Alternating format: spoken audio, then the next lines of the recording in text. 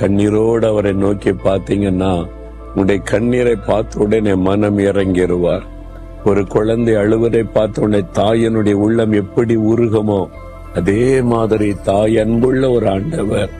ஆண்டவரே எனக்கு உதவி செய்யும், இயேசுவே எனக்கு உதவி செய்யும், இயேசுவே ஒரு அற்புதம் செய்ய கண்ணீர் வடிச்சிட்டீங்கன்னா உடனே ஒரு இறங்கி வந்து கட்டாய அற்புதம் செய்வார்.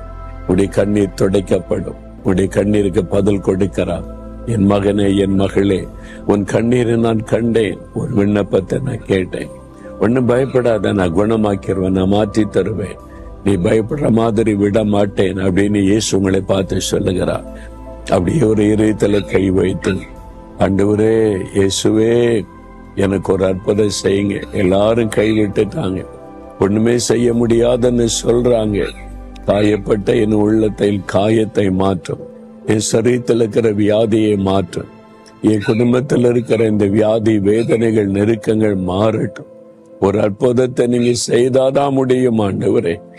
தகப்பனே, யார் யார் அப்படி செபிக்கிறாங்களோ இந்த மகனை பாரும், இந்த மகளை பாரும். இன்றைக்கே ஒரு அற்புதம் அவங்களுக்கு நடக்கணும். அவனுடைய கண்ணீருக்கு நீங்க பதில் கொடுக்கணும். அவன் வேண்டிக் கொள்கிறதை நிறைவேற்றி தரணும். இன்றைக்கு அந்த அற்புதம் நடப்பதாக இயேசுவின் நாமத்தில் ஆமேன், ஆமேன்.